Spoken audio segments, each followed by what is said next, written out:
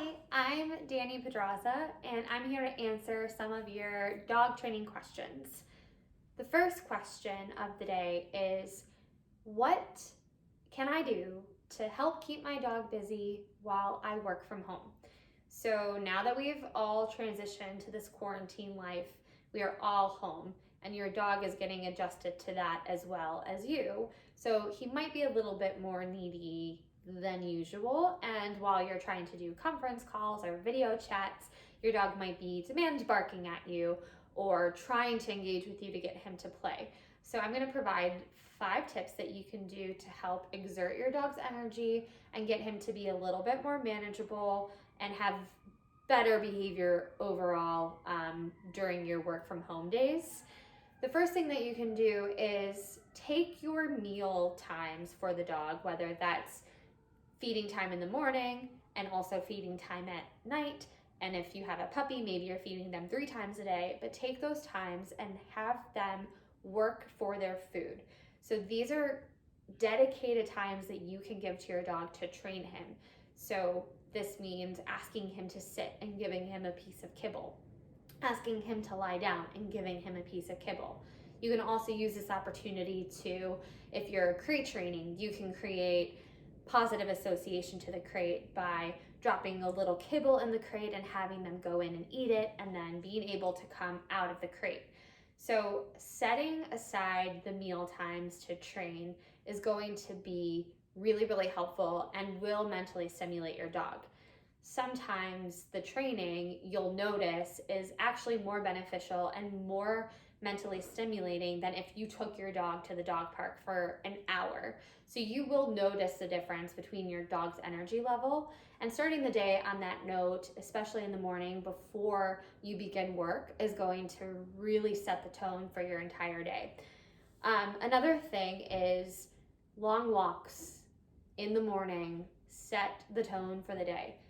If you are only used to taking your dog outside for a quick 10 to 15 minute potty break, that might not be enough for your dog to relax. So try and walk him for 30 minutes.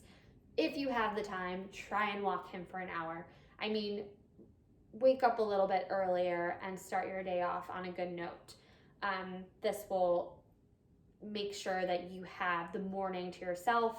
After your dog went on for a good walk, he's going to come back in, lay down, relax, take a nap.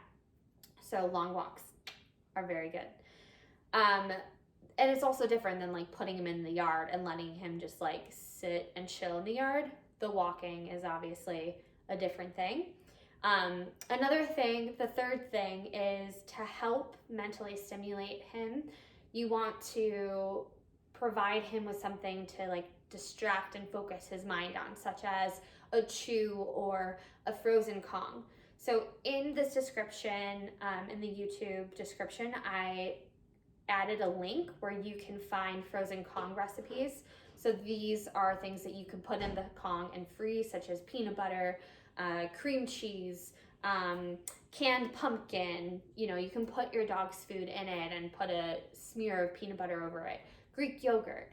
So freezing the Kong and then allowing him to just sit there and go at it is going to distract him and keep him preoccupied, and that's also going to like drain him because he is exerting energy in that way, which is really helpful. Another thing is like the chews, right? So as long as you're monitoring your dog and not, because sometimes chews can get a little tricky and people get really hesitant about them, just making sure that they're big enough for your dog so your dog doesn't swallow it, like a kneecap, just making sure that the dog is being monitored while he's enjoying the bone. But like the bone marrow or the bene bones are really good. Just something that they can like distract themselves with and chew.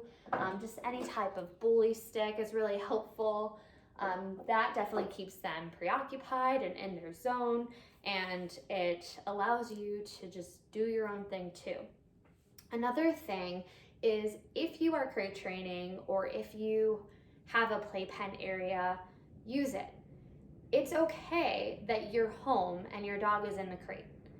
As long as the dog is still being taken out and, taken to the bathroom and given attention and played with, you can use the crate or the playpen as your management tool. It is okay if your dog is in the crate for an hour because you're on a conference call in the other room and you cannot pay attention to your dog. Put them in there. And it's how you put them in there. So if they have a positive association to their crate, that is their safe zone, their home, their den-like space. You're leaving them in there with a puzzle toy or a chew or a frozen Kong. That is awesome because that is your management tool, and you're able to keep your dog in there and he's safe and he's out of your hair, and it's just a good place for him to be while you need to focus your attention on something else.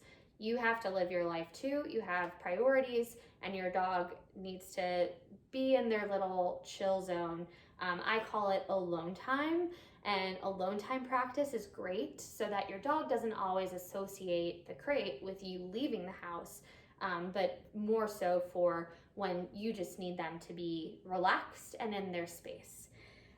Another thing, the fifth thing, is providing some interactive games. So working on nose work where you can go around the house and hide treats and have them find it.